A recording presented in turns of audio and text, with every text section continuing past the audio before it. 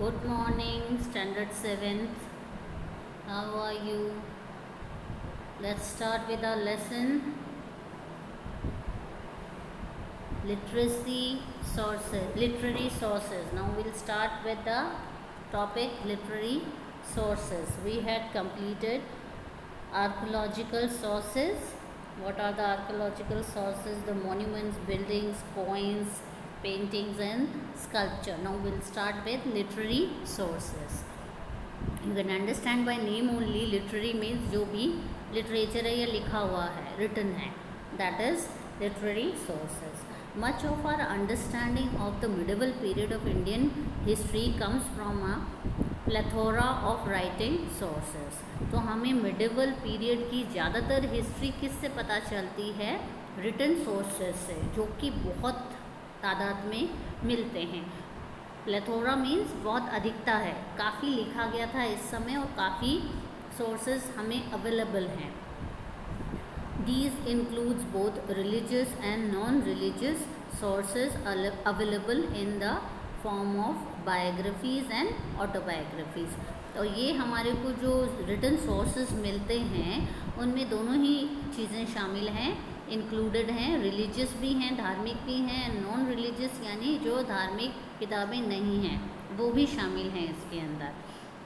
इसमें बायोग्राफीज़ भी हैं. बायोग्राफी यानी जीवनी एंड ऑटोबायोग्राफी यानी आत्मकथा, किसी की आत्मकथा जो लिखी गई है और ज़्यादातर वो खुद लिखते थे या इस तरह से लिखवाई जाती थी कि वो बोल रहे हैं खुद की कथा, चाहे लिखने वाला कोई दूसरा हो पर बोलने वाला जैसे कोई इंसान अपनी ही कथा सुना रहा हो, तो दैट इज़ ऑटोबायोग्राफी, आत्मकथा.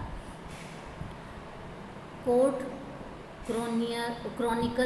क्रॉनिकल्स आर अगेन अकाउंट्स, जो कि हिस्ट्री होती है, कोर्ट हिस्ट्री होती है.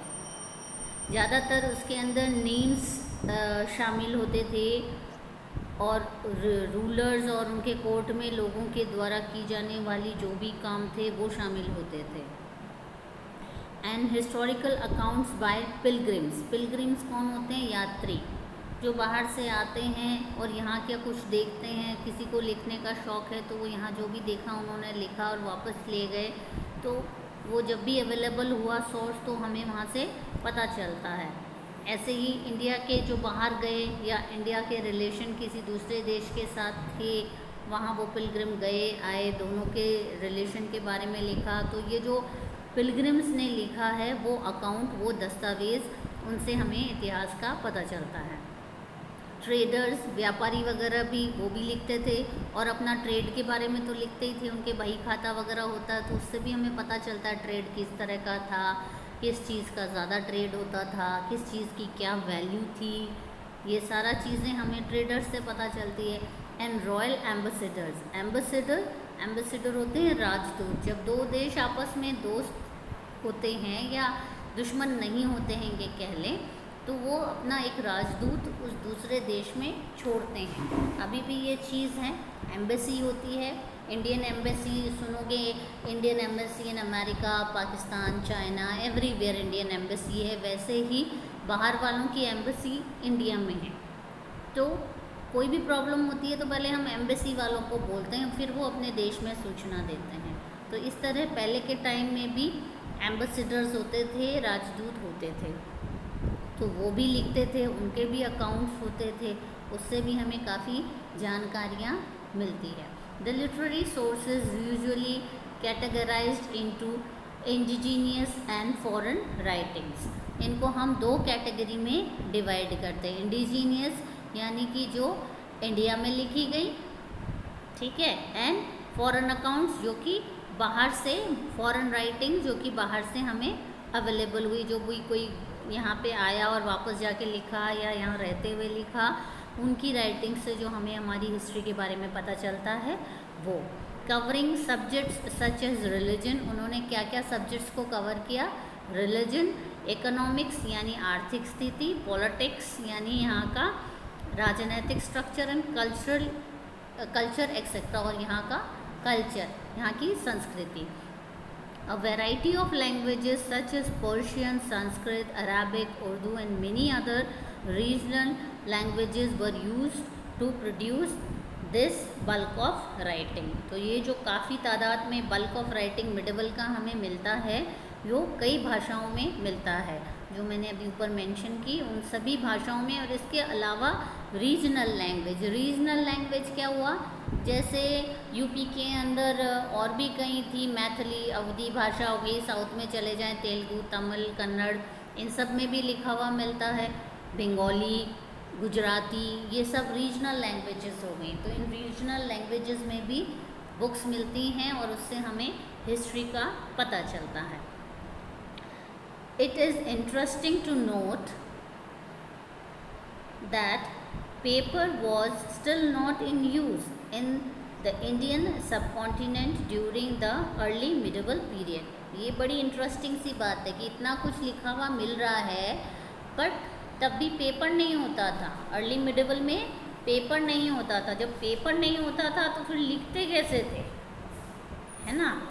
पूरे सब कॉन्टिनेंट के अंदर अर्ली मिडिवल पीरियड में पेपर नहीं होता था। नाउ वो लिखते किस पे थे, फिर वो लिखते थे पाम लीव्स पे, bark of the birch tree, एक पेड़ है उसकी छाल के ऊपर और पाम के पत्तों के ऊपर और एनिमल स्किन के ऊपर, जानवरों की खाल के ऊपर, उसको सुखा के साफ करके फिर उसके ऊपर, were used as materials for writing, सब कुछ इन पे लिखा जाता था।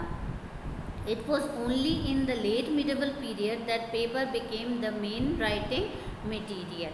ये बहुत बाद में लेटर मिडिवल पीरियड में, मतलब मिडिवल पीरियड के एंड की तरफ पेपर का यूज़ होने लगा था राइटिंग्स के लिए। Literary sources of medieval history can be divided into following categories. अब हम आगे पढ़ेंगे कि किस किस कैटेगरी में, श्रेणी में लिटरेरी सोर्सेज को डिवाइड किया जा रहा है।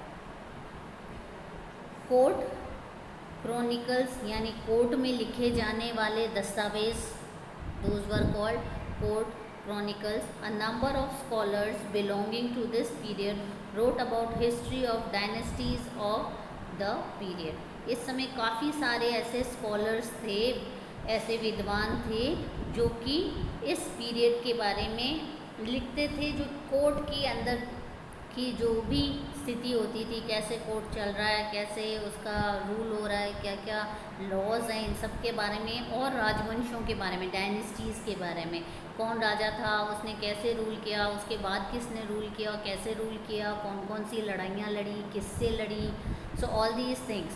तो ये कोर्ट के बारे में और उन किंग्स के बारे में पूरा हिस्ट्री लिखते थे। इन सब को बोलते हैं कोर्ट क्रॉनिकल्स।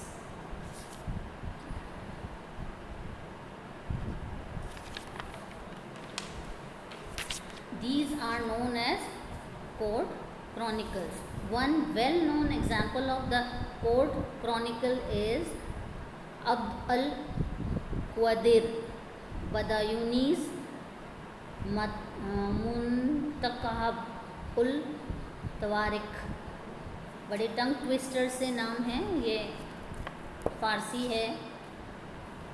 सो ये किताबें जो लिखी गई थी बदायूनी ने लिखी थी, ये मुंतखब उद क्वारिश और section of chronicles, a work in 3 volumes. ये कितने पार्ट में थी?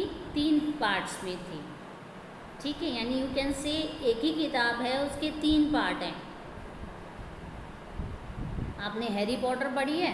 हैरी पॉटर एक बुक काफ़ी आजकल बच्चों में फेमस है, उसके बहुत सारे पार्ट हैं, कई वॉल्यूम्स हैं। So now you can understand volume किसे कहते हैं। Volume is part.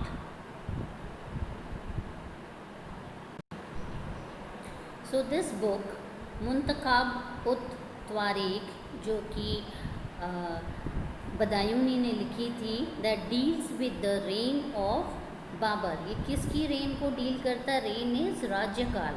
किसके राजा के रूलिंग के टाइम लिखी गई थी? ये बाबर के टाइम लिखी गई थी। हुमायून एंड अकबर, इन 3 के टाइम की लिखी हुई ये वॉल्यूम्स हैं।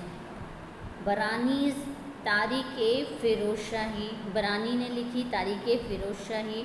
ये किसके टाइम पे लिखी गई थी? ये फ़िरोज़ शाह तुगलक के रूल के टाइम में लिखी गई थी। Is another famous court chronicle which describes the history of the Delhi Sultanate इस बुक से हमें दिल्ली सल्तनत के बारे में पता चलता है। राज तरंगिनी ऑथर्ड बाय कल्हन। कल्हन ने राज तरंगिनी लिखी थी, वो उसके ऑथर थे, राइटर थे। इन द 11th सेंचुरी, ये कब लिखी गई थी? 11th सेंचुरी में। Provides information about the history of the rulers of Kashmir. ये हमें कहाँ की इंफॉर्मेशन देते हैं? ये कश्मीर की इंफॉर्मेशन देते हैं कि 11th सेंचुरी में कश्मीर कैसा था, वहाँ कौन रूल करता था, वहाँ की सारी हिस्ट्री की इंफॉर्मेशन कहाँ से मिलती है हमें? कल्हन की राज तरंगिनी से मिलती है। Many rulers of this period appointed historians in their court. इस समय के बहुत से राजा अपने कोर्ट के अंदर अपॉइंट करके रखते थे राइटर्स को लिखने के लिए, कोर्ट राइटर्स जो कि उस समय हिस्ट्री लिखते थे। To record the events of their rule, वो ये चाहते थे कि जो भी वो कर रहे हैं उनके अचीवमेंट्स लिखे जाएं और बाद वाली जनरेशन्स को पता चले कि उनके एंसेस्टर्स ने क्या किया, उनके पूर्वजों ने क्या किया। इसलिए वो कोर्ट में हिस्टोरियंस, इतिहासकार रखते थे।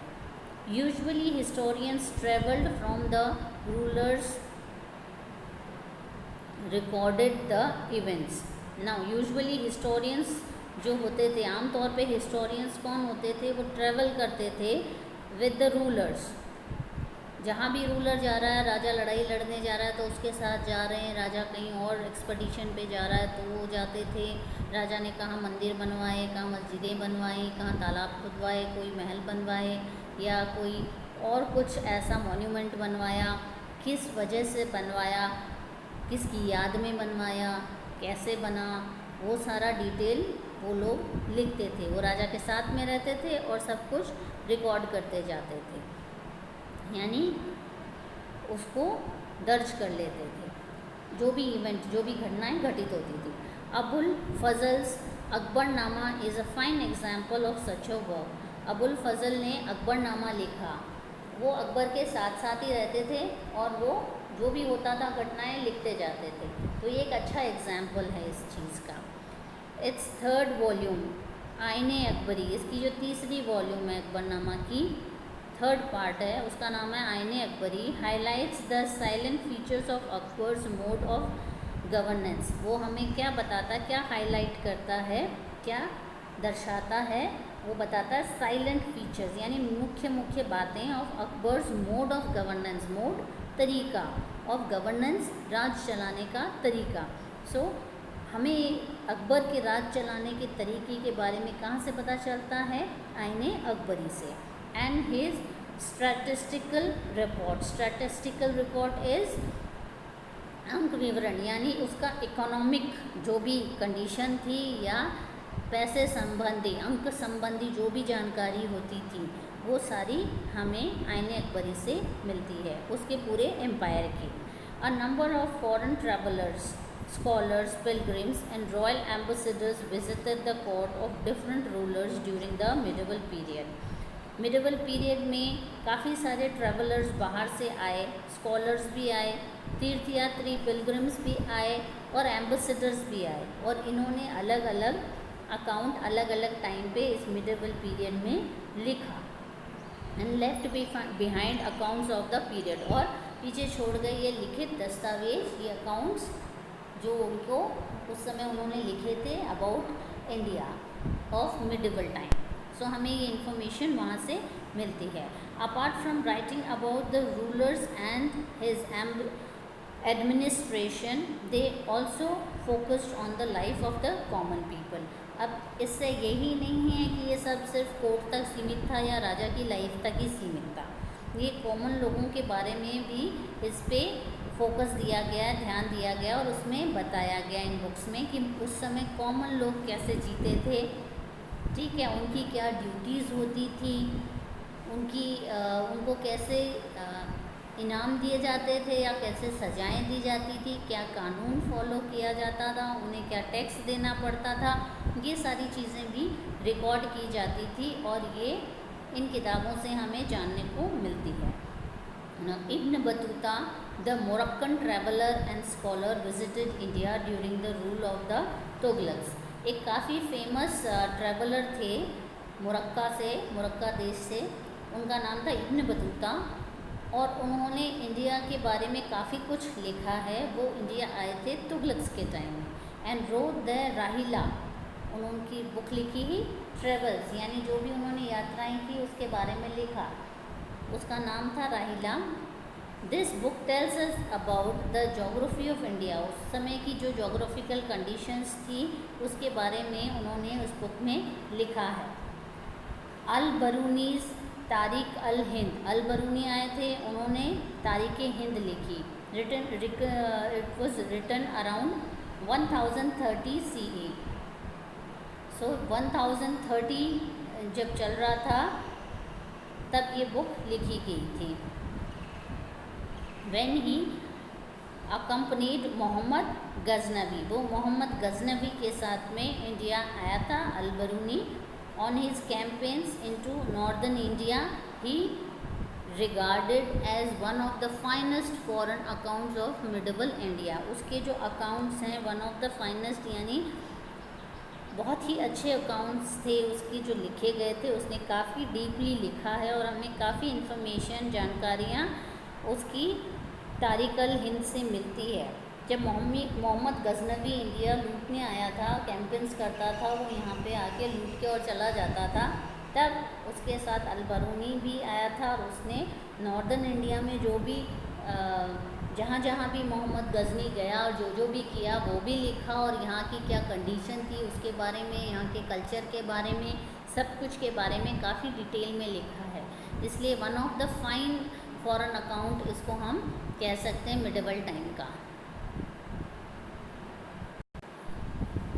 Now, autobiographies and biographies. Biographies are जीवनी, including पृथ्वीराज रासो by चंद बरदाई। चंद बरदाई जो थे वो एक राइटर थे पृथ्वीराज के कोर्ट में, और वो पृथ्वीराज के जीवन पे उन्होंने ये बुक लिखी, पृथ्वीराज रासो। एंड हुमायूं नामा बाय गुलबदन बेगम। गुलबदन बेगम हुमायूं की सिस्टर थी और उन्होंने हुमायूं की लाइफ पे गुलबदन बेगम ने हुमायूं नामा लिखा। As well as autobiographies such as Baburnama. ये ऑटोबायोग्राफी एज इफ बाबर बता रहे हैं अपनी लाइफ के बारे में। सो ये बाबरनामा ऑल्सो नोन एज तारीख़ बाबरी, इसका दूसरा नाम भी है Tarikh Baburi. In Turkish and Jahangir Tuzuke Jahangiri in Persian. So Tarikh Baburi is written in Turkish language and Jahangir ने भी लिखी Tuzuke Jahangiri in Persian were written during this period, जो कि इस समय लिखी गई बायोग्राफीज़ हैं और ऑटोबायोग्राफी भी हैं इसके अंदर। Baburnama is an autobiography and Tuzuke Jahangiri is also an autobiography. The Baburnama provides detailed information about the flora and fauna. जो बाबरनामा लिखी गई है, जो कि उनके सिस्टर ने लिखी थी, उसमें हमें बहुत डिटेल में, विस्तृत बहुत डिटेल में इंफॉर्मेशन, जानकारी मिलती है अबाउट फ्लोरा यानी पेड़ पौधे वनस्पतियों के बारे में, एंड फ्यूना यानी जीव जंतु जो यहाँ पे एनिमल्स मिलते थे उस समय, उनके बारे में of Hindustan. While the Tuzuke Jahangiri provides a fascinating insight into the court politics. तो हमें बाबरनामा में यहाँ के नेचर के बारे में पता चल रहा है, फ्लोरा एंड फ्यूना वनस्पति और जीव जंतु के बारे में हिंदुस्तान के काफ़ी डिटेल में बताया गया है। वहीं तुजुके जहांगीरी जो है उससे हमें जो कोड है उसके अंदर की पॉलिटिक्स के बारे में पता चलता है, जो बड़ी फैसिनेटिंग होती है। लोग जानना चाहते हैं अंदर क्या है, मोहित करती है जो चीज़ अंदर जानने के लिए क्या है। इंसाइट यानी काफ़ी डीपली उसमें बताया गया about the court and it's working, court politics के बारे में during this period. Besides giving details of the emperors personal life, इसमें पर्सनल लाइफ जो है उसके बारे में भी काफ़ी कुछ बताया गया है।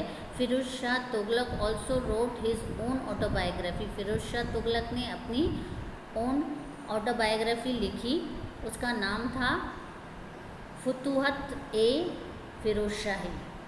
तो इसमें खुद फिरोज शाह ने अपनी लाइफ के बारे में भी लिखा और अपनी पूरे कोर्ट के टाइम की पूरी जानकारी हमें उससे मिलती है, काफ़ी कुछ डिटेल में बताया गया है। Now writings of foreign travellers. मैं पहले भी मेंशन कर चुकी हूँ, बाहर से काफ़ी ट्रैवलर्स आते थे।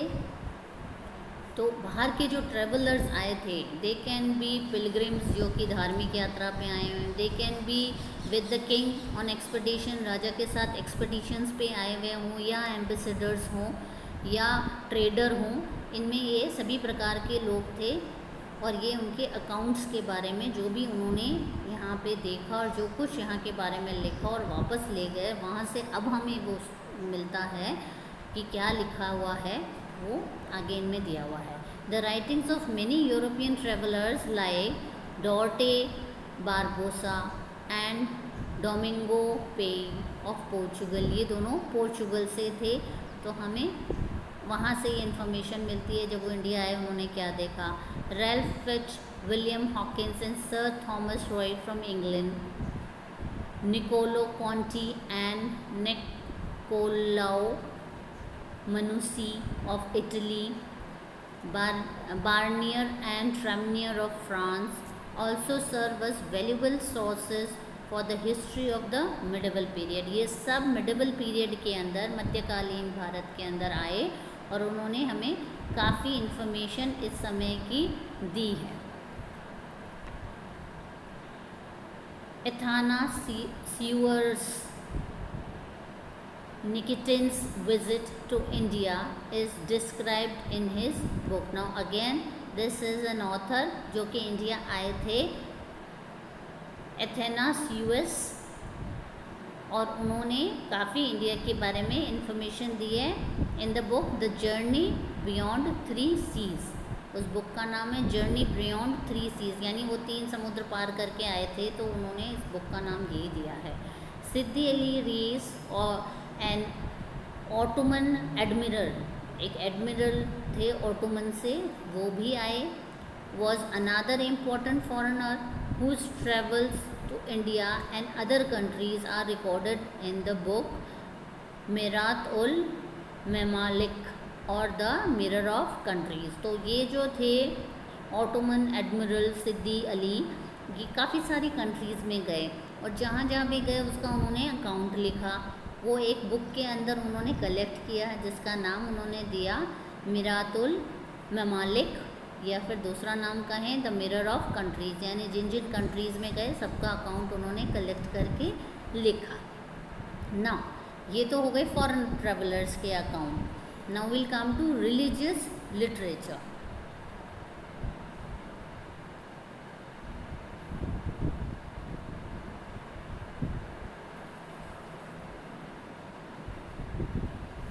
The medieval period of Indian history was also the period of the Bhakti and Sufi movement। You must have heard about Bhakti and Sufi movement, क्योंकि बाहर से इतने ज़्यादा ये आ रहे थे ट्रैवलर्स और ये एक्सपेडिशंस लेके रूलर्स, और उनके साथ वहाँ के जो धर्म को, वहाँ का धर्म भी इंडिया में आया, उसके धर्म प्रचारक भी आए। तो क्या हुआ, यहाँ के जो लोग थे काफ़ी अट्रैक्ट होके अपना धर्म परिवर्तन करने लग गए।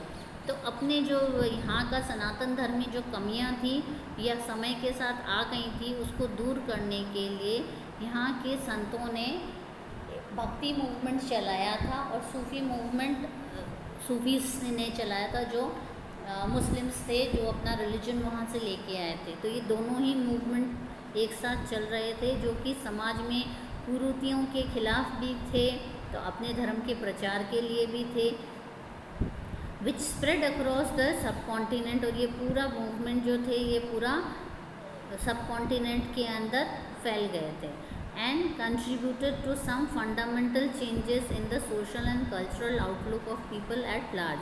और लोगों की सोशल लाइफ जो वो जीते थे उस पर, और उनके जो कल्चर था, संस्कृति थी, उसका नज़रिया को बदलने में भी इनका काफ़ी, इन दोनों मूवमेंट का काफ़ी सहयोग रहा, क्योंकि कई ऐसी चीज़ें थी जो कि समाज के लिए गलत थी। तो उन्होंने इसके खिलाफ, संतों ने, दोनों ही तरह के मुस्लिम्स एंड हिंदू दोनों ही तरह के संतों ने इसके खिलाफ समाज में जागरूकता फैलाई और काफ़ी चीज़ों में चेंज आया। तो उन्होंने काफ़ी कंट्रीब्यूट किया, यानी योगदान दिया to the fundamental change. Fundamental basic जो शुरुआती चीज़ें थी जो कि बहुत जड़ करे हुए थी समाज के अंदर, उनको चेंज करने में भी काफ़ी मदद करी। The saints and sects associated with these movements composed poems, songs, dohas etcetera. तो इस समय के जो सेंट्स थे, नानक, कबीर, ये सब, दादू दयाल, ये सब इसी समय के थे। तो ये इन्होंने जो दोहे, कबीर के दोहे आप पढ़ते हैं, रहीम के दोहे पढ़ते हैं, ये जो हैं दोहे, तो उस समय उन्होंने काफ़ी दोहे भी लिखे, पोएम्स भी इस समय काफ़ी लिखी गई, और भक्ति के गाने भी जो कि समाज की सुधार के लिए थे, जिससे लोग सुन सुन के मोटिवेट होते थे और उनको अपने लाइफ में अडॉप्ट करने की कोशिश करते थे। In the local languages which are a reflection on the period during which they wrote. और ये काफ़ी लोकल लैंग्वेज जो होती थी, आम भाषा, बोले जाने वाली भाषा जो थी, उसमें लिखी जाती थी ताकि लोग और अच्छे से उसको समझ सकें। ठीक है, जैसे मीरा है वो मारवाड़ी में लिखे हुए हैं काफ़ी कुछ, या मिक्स्ड लैंग्वेज में भी उन्होंने लिखे हैं। तो इस तरह से काफ़ी उस समय लोकल लैंग्वेजेस में भी लिखी गई poem, songs and dohas by the saints. During this period the religious text Ramayana and Mahabharata were translated into regional languages. और इस समय ही रामायण महाभारत जो कि संस्कृत में लिखी हुई थी, उसको क्षेत्रीय भाषाओं में रीजनल लैंग्वेज के अंदर ट्रांसलेट किया गया। ठीक है, फिर से लिखा गया। Translate means to rewrite in a different language. तो उसको ट्रांसलेट किया गया संस्कृत से रीजनल लैंग्वेज के अंदर ट्रांसलेट किया गया, ताकि लोग जिन्हें संस्कृत नहीं आती और रीजनल लैंग्वेज आती है वो इसको पढ़ सकें और समझ सकें। Now regional literature. Regional literature of the period was highly acclaimed in the form of stories, poems and dramas such as Jayadeva's Geet Govind and Chand Bardai's Prithviraj Raso. So regional language यानी क्षेत्रीय भाषा जो उस एरिया में बोली जाती हो, जैसे राजस्थान में राजस्थानी बोली जाती है, गुजरात में गुजराती बोली जाती है, तो वो वहाँ की रीजनल लैंग्वेज होती है। तो रीजनल लैंग्वेज में भी लिटरेचर लिखा गया इस पीरियड के अंदर, और वो काफ़ी फेमस भी था, काफ़ी प्रशंसा उसको मिलती थी। उनमें से स्टोरीज़ भी लिखी होती थी, पोएम्स भी होती थी, ड्रामा भी होता था। ऐसा ही एक एग्ज़ाम्पल है जयदेव का गीत गोविंद एंड चंद बरदाई का लिखा हुआ Prithviraj Raso. During this period text were composed in different languages. इस समय जो टेक्स्ट लिखे जाते थे वो कंपोज किए जाते थे, यानी लिखना बनाना वो डिफरेंट लैंग्वेजेस में होते थे, such as Marathi, Urdu, Tamil, Persian, Kannada, Arabic and some European languages as well. तो लोकल लैंग्वेज, जो भी लोकल जहाँ की जो लैंग्वेज थी उसमें भी लिखा जाता था। तो ये एरिया वाइज उर्दू, अरेबिक भी बोली जाती थी, पर्शियन ये बाहर की लैंग्वेजेस हो गई, ये भी थी। फिर यूरोपियन लैंग्वेज वो उनमें भी लिखा जाता था, क्योंकि जो ट्रैवलर्स आ गए थे मिडिवल पीरियड में, जहांगीर के टाइम से तो आ गए थे व्यापार करने के लिए, पोर्चुगीज़ भी आए थे, फ्रेंच भी आए थे, तो वो लोग भी लिखते थे। उनके भी तो एम्बेसडर्स यहाँ रहते थे कोर्ट के अंदर, वो भी लिखते थे, या उनके साथ रहने वाले काफ़ी लोग थे वो जो यहाँ के बारे में लिखते थे। तो उनकी लैंग्वेजेस में भी राइटिंग्स मिलती हैं। Now calligraphy. What is calligraphy? Calligraphy is basically the art of writing alphabets. बड़ा ही सुंदर सुंदर डिफरेंट डिज़ाइंस में बनाए हुए अल्फ़ाबेट्स के कला को, आर्ट को कैलीग्राफी कहते हैं। अल्फ़ाबेटिक्स इन एन आर्टिस्टिक मैनर, बड़ा ही कलात्मक ढंग से जब उनको लिखा जाता है। आप देखते हो ABCD ऑनलाइन कंप्यूटर पे भी अगर फ़ॉन्ट निकालते हो, डिफरेंट फ़ॉन्ट्स में लिखी हुई मिलती है, बड़े अलग अलग डिज़ाइंस में लिखी हुई मिलती है। तो that is calligraphy, different art form में लिखे हुए अल्फ़ाबेट्स।